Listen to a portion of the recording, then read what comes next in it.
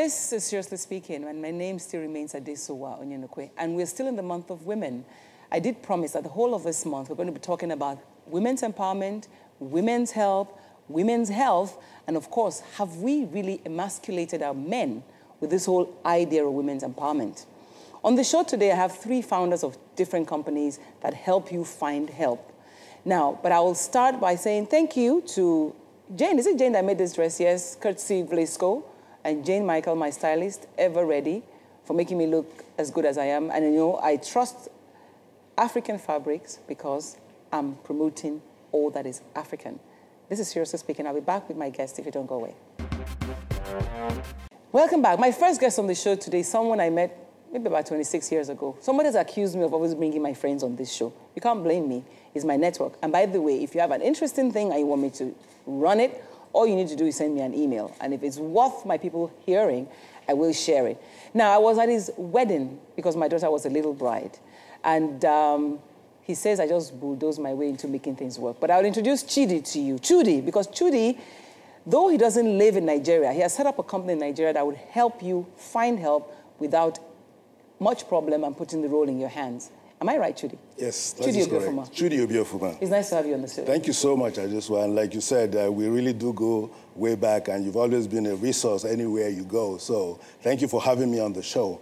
My daytime job is I'm project manager with Northrop Grumman in the U.S. and why are you in Nigeria? To check your people? Well, yes, because this is a problem that has always been with us, even when I was in Nigeria. First and foremost, my most important job is being a husband and being a father.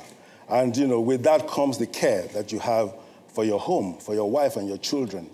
And, you know, one of the risks that I see that's been associated with households is hiring unverified persons as domestic helps in Nigeria. And that started a long time ago, but now the consequences of doing that is more egregious.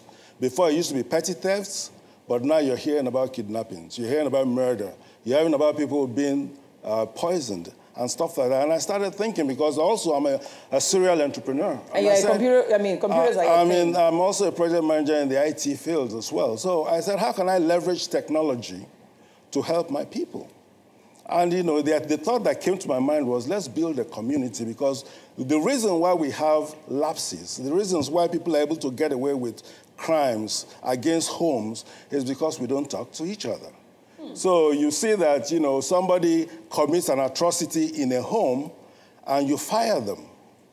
And you think you dust your hand and you think your job is done, but you've unleashed that person to the next unsuspecting home. And as the crime goes, it becomes more grievous. Okay, I find it interesting, though. You set up this platform that you call Check My People. Yes. And anybody anywhere in the world can be part of it, but you are concerned about Nigerians. That is correct. This is something that's primarily suited for the Nigerian market. Because we know that on average, Nigerian households employ 3 to 5 house helps at the home.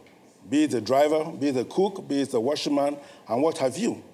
But they still all have that common problem, which is that, you know, the way you hire people is act of faith. You know, you basically put your faith in the hands of people you know nothing about. And I always use this analogy, whereby people lock up their jewelry in their homes before they leave for work, but they hand over their most precious persons, their children, to a driver that they just hired 2 weeks ago, and they know nothing, absolutely nothing about this driver.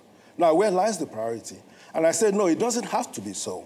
And we have to form a community that leverages technology to speak to each other. Tell me how a community works, because, I mean, I know that these days, for most women who have to work, I mean, that's one of the advantages, results of empowerment. Women have to go out of the home, and their homes are exposed, so they have to find help at home. But I just wonder, though, how does a community help us to ensure that the people that we put in our homes are good? Okay. By keeping records on the ones we have now. So we said to the community... Am I paying to be part of this community? No, you aren't. It's absolutely free. No, you are not. It's absolutely free. Because otherwise I won't let you come and speak here. It's absolutely free. This is a social problem. We're doing it as a CSI, corporate social responsibility. And we owe it to people to say, look, for the people you have no... And don't get me wrong, I'm not saying every house help is a bad person. I'm saying that the little ones who are bad, we can weed them out of the system because you only have one opportunity to commit a crime. Once it's recorded on our database, any subsequent employer will be able to pull that record up and know that you are not worthy to be employed. So the whole thing is about having a database of people. So I hire a driver or a washerman or a cook or whatever it is. Right. I enter his information into this community. Yes. All you need to do is go to checkmypeople.com, www.checkmy, one word. And you register, you join. We don't actually call it register, we say join the community. And all it takes, and we're not asking you for any information, we're not asking you for payment. You put in your email address so that we can verify that we're bringing real people onto the system, and your email address. And what's your email address and your password. And once we verify you, you're a member. And once you become a member, you can upload the current employees you have. You put in their NIM number. We used to go with BVM, but because NIM? NIM is National Identity Number, which the government is actively promoting right now. And I heard that 26 million people have been enrolled. So what we are recommending is that if your house help does not have one, go ahead and enroll them because it's a unique identifier. And for you to do that, you actually have to put all sorts of biometrics on the database with the government. That is even one verification process. Okay, this is all about data, getting the community together and having access to that data, and this is for free. That's interesting. But I mean, ultimately, I'm sure there'll be some benefits, even to your company. However, that's not my business for today. My business is to make Nigerians understand that they can take control of the kind of people they bring into their homes. But I also worry, and I have two women in the house who are going to join me very quickly, because these two women are experts in creating a community of help for women. And I would like them to join us. But first, I'll take a break. Okay. And when I take a break, I'll return to my other guests. Thank you very much. Thank you, Chudi. We'll be back.